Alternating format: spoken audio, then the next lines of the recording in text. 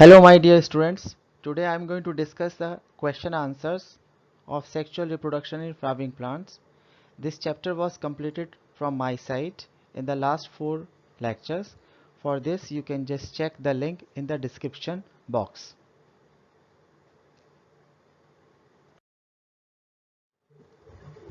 The first question is self-pollination is fully ensured. Self-pollination कहाँ 100% हो सकता है? ऑप्शन पहला है अगर फ्लावर बाइसेक्सुअल है, दूसरा है स्टाइल अगर लॉन्गर है देन फिलामेंट, थर्ड है फ्लावर इज क्लैस्टोगैमस, या फोर्थ है कि जो टाइम है पिस्टिल का और एंथर का मैच्योरिटी का वो डिफरेंट है.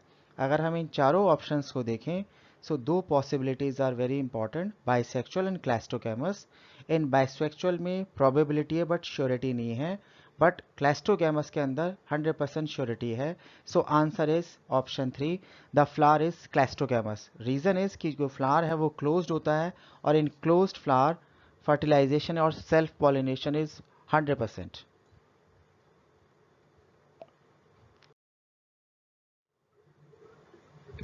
The next question is differentiate between the wind pollinated and insect pollinated flower. यानी कि wind pollinated और insect pollinated flower के बीच में डिफरेंस अगर हम देखें तो जो wind pollinated flower है उसमें काफ़ी सारे pollen grains चाहिए होते हैं, बट insect के अंदर इतने सारे pollen grains की ज़रूरत नहीं होती है. pollen grains जो wind pollinated होते हैं वो small होते हैं, light होते हैं और small होते हैं और स्मूथ भी होते हैं, बट इंसेक्ट के अंदर जो पॉलन ग्रेन्स है वो लार्जर होते हैं, हैवी होते हैं और जो उनकी सरफेस है उनके अंदर हुक्स या बार्ब्स जैसे स्ट्रक्चर भी हो सकते हैं. अगर विंड पॉलिनेटेड में देखें जो फ्लावर्स है they are not going to play any role, क्योंकि फ्लावर डल भी हो सकते हैं, नेक्टर लेस हो सकते हैं, सेंट भी नहीं होता और डल भी होते हैं. बट अगर इंसेक्ट पॉलिनेटेड में देखें तो of course flowers are bright, scented and with nectar so that insect can attract towards the flower. Next है स्टिग्मा लॉन्ग होना चाहिए, फैदरी होना चाहिए और एडहेसिव होना चाहिए, क्योंकि अगर विंड पॉलिनेटेड है तो स्टिग्मा पे जैसे ही पॉलन ग्रेन लैंड करेगा तो पॉलिनेशन के चांसेस पूरे होते हैं. But in insect stigma not going to be very much large, rather small होना चाहिए. wind pollinated के अंदर stamen long and protrudes above the petal, but in insect के अंदर जो stamen है वो within the corolla tube के अंदर होता है.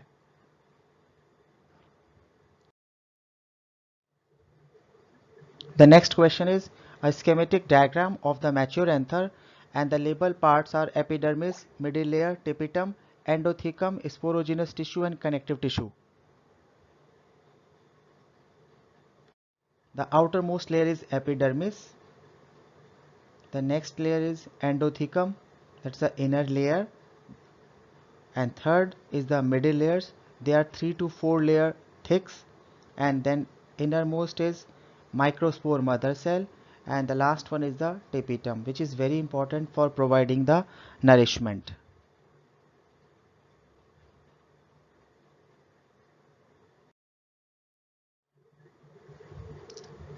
Next question है, you are conducting artificial hybridization on papaya and potato. Which one of them would require the steps of emasculation and why? However, for both you will use the process of bagging. Justify given one reason. यानी कि artificial hybridisation अगर हम papaya और tomato में करते हैं तो किसके अंदर एमास्कुलेशन चाहिए और क्यों, और बैगिंग दोनों में चाहिए या किसी एक में चाहिए. आंसर है जो पोटैटो है वो बाइसेक्सुअल है क्योंकि उसमें दोनों सेक्स होते हैं तो उसमें एमास्कुलेशन की ज़रूरत पड़ती है. बट जो पपाया है उसमें यूनिसेक्सुअल फ्लावर है, only one type of sex is there, so only bagging is sufficient for artificial hybridization. So after pollinating them with desired pollen grain, we need to bag them to prevent further pollination by any other undesirable pollen grains.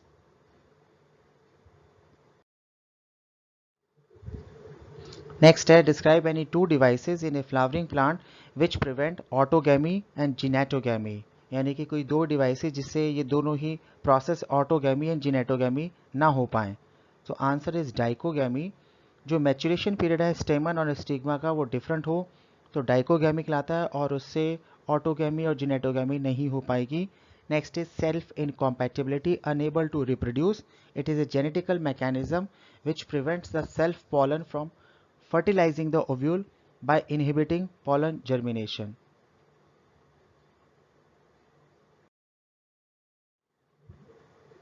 Next है explain the events up to double fertilization after the pollen tube enters one of the synergids in an ovule of an angiosperm. यानी कि double fertilization के events बताने हैं।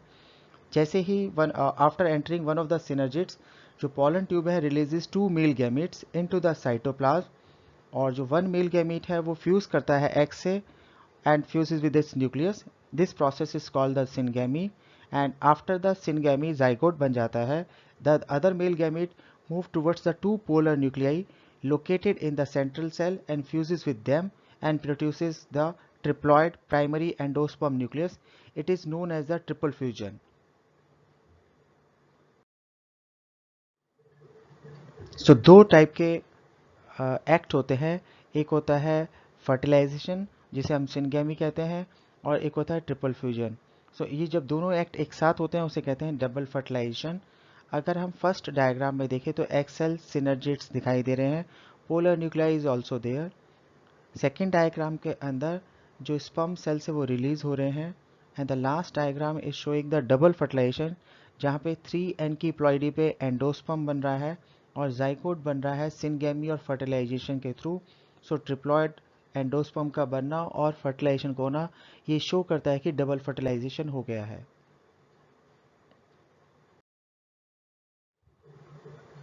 Next है when a seed of N orange is squeezed many embryos instead of one are observed. Explain how it is possible. और second है are these embryos genetically similar और different? Comment. इन दोनों question का मतलब है कि अगर ऑरेंज को स्क्वीज किया जाए तो एक से ज़्यादा एम्ब्रियो दिखाई देते हैं, और अगर एक से ज़्यादा एम्ब्रियो दिखाई देते हैं तो क्या वो जेनेटिकली सिमिलर होते हैं या नहीं। ये क्यों होते हैं? बिकॉज एक प्रोसेस है पॉली एम्ब्रियोनी। पॉली एम्ब्रियोनी माने मोर देन वन एम्ब्रियो, जिसमें मोर देन वन एम्ब्रियो अकर होते हैं। और इन दिस पर्टिकुलर ऑरेंज के अंदर जो न्यूसेलर सेल्स है, सिनर्जिड्स है और इंटीग्यूमेंट्स हैं, वो डेवलप करते हैं more than one embryo. So different size के एम्ब्रियोज बन जाते हैं जिसे कहते हैं पॉली एम्ब्रियोनी। और ये सारे जो एम्ब्रियोज हैं वो मेंटेन करते हैं पेरेंटल करेक्टर, इसी वजह से जेनेटिकली सिमिलर भी होते हैं।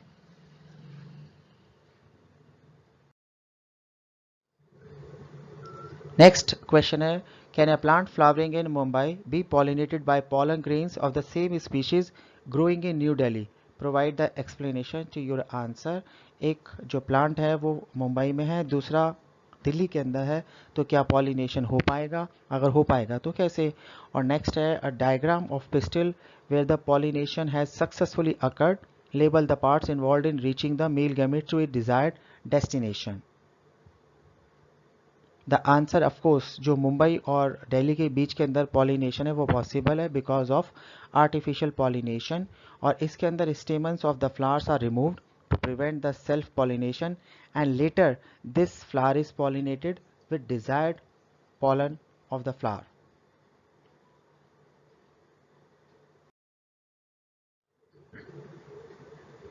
जब फर्टिलाइजेशन होता है तो पॉलन ट्यूब होती है, पॉलन ट्यूब की वजह से antipodal cells, polar nuclei, egg cell और सिनर्जिड्स ये सारे इन्वॉल्व हो जाते हैं for the act of fertilization, जो डायग्राम के अंदर बहुत क्लियरली मार्क है। सो पॉलन ट्यूब की एंट्री और इन सब चीज़ों का इन्वॉल्व होना ही फर्टिलाइजेशन शो करता है।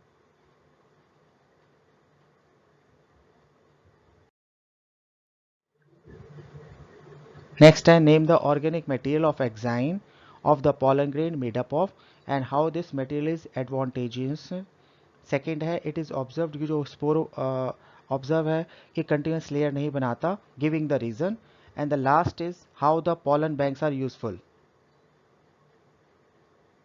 सो जो ऑर्गेनिक मटेरियल है, जो एक्साइन लेयर होती है pollen grain पे, उसका नाम है स्पोरोपोलिनिन, और ये काफ़ी स्ट्रॉन्ग होता है, जो हाई टेम्परेचर, स्ट्रॉन्ग एसिड और एल्कली से बचाता है, जिसकी वजह से pollen grain प्रिजर्व भी हो जाते हैं और ये डिग्रेड नहीं होता with any type of enzymes and protect the pollen from any kind of damage.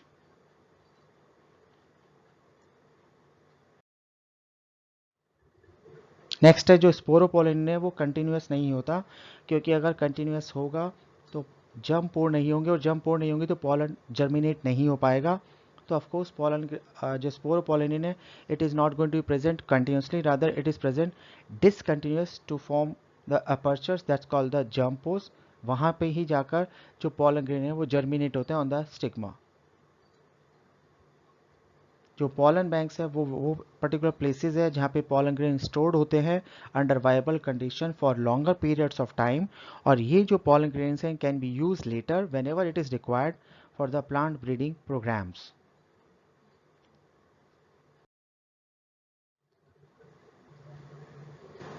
Question है next, draw a diagram of a section of megasporangium of an angiosperm and label the parts funiculus, micropyle, embryo sac and nucellus। So diagram के अंदर आप देख सकते हैं nucellus, embryo sac and micropyle and funiculus.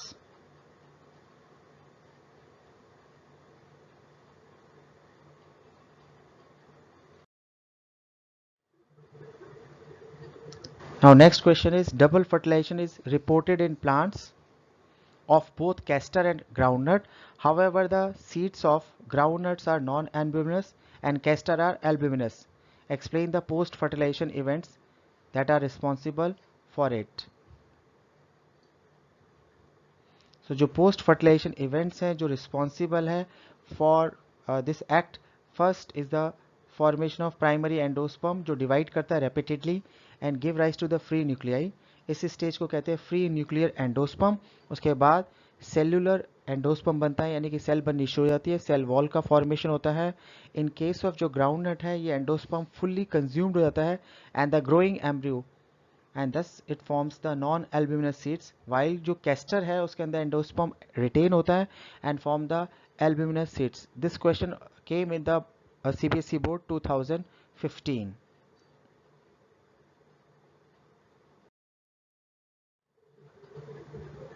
Next है, a flower of tomato plant produces the process of sexual reproduction and produces 240 viable seeds। 240 seeds बन रहे हैं। तो पहला क्वेश्चन है कितने पॉलन ग्रेन चाहिएंगे, दूसरा क्वेश्चन है कितने नंबर ऑफ ओव्यूल चाहिएंगे, थर्ड में कितने मेगास्पोर मदर सेल चाहिएंगे, और फोर्थ है कितने number of microspore mother cell होंगे जो बनाएंगे 240 वाइबल सीड्स, और लास्ट क्वेश्चन है कितने मेल गैमेट चाहिएंगे जो इस पूरे प्रोसेस में इन्वॉल्व होंगे। ये सारे क्वेश्चन एक एक नंबर के हैं जो आए थे 2015 सीबीएसई बोर्ड के अंदर। सो अगर हम आंसर देखें तो 240 वाइबल सीड्स बन रहे हैं, उसके अंदर 240 ही पॉलन ग्रेन चाहिएंगे क्योंकि एक पॉलन ग्रेन के अंदर दो मेल गैमीट होते हैं। एक मेल गैमीट फ्यूज हो जाता है पोलोन्यूक्लियाई से जो बनाता है एंडोस्पर्म, जो अदर है वो फ्यूज हो जाता है एग से जो बनाता है zygote. So give rise to the seeds. So of course 240 seeds के लिए 240 पॉलन ग्रेन चाहिएंगे। That is the first answer. Next है the minimum number of ovules कितने चाहिएंगे इन द ओवरी। अगर 240 पॉलन ग्रेन्स है तो 240 ही ओव्यूल के साथ वो फर्टिलाइज करेगा to form the fruit. So of course after fertilization जो ओव्यूल होता है वो सीड में कन्वर्ट होता है और जो प्रोडक्शन 240 सीड्स के लिए चाहिए उसमें 240 ही ओव्यूल की ज़रूरत होगी। नेक्स्ट है जब एक मेगास्पोर फंक्शनल होता है और बाकी जो तीन मेगास्पोर होते हैं वो डीजेनरेट हो जाते हैं तो 240 सीड्स के लिए 240 मदर सेल, क्योंकि एक ही मेगास्पोर फंक्शनल होता है तो ऑफकोर्स अगर चार बने भी तो तीन डीजेनरेट हो गए और एक ही फंक्शनल रहा। सो 240 सीड्स के लिए 240 mother cells are involve.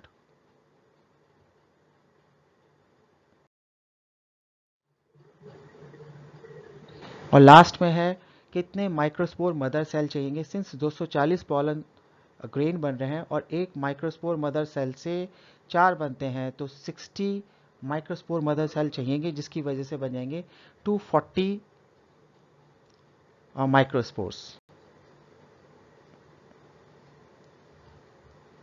Last है एक मेल गैमीट एक फीमेल गैमीट से फ्यूज करता है तो डेफिनेटली अगर 240 सीड बन रहे हैं तो 240 मेल गैमीट ही चाहिएंगे 240 सीड्स बनाने के लिए। Thank you very much. If you like my channel, please subscribe the same.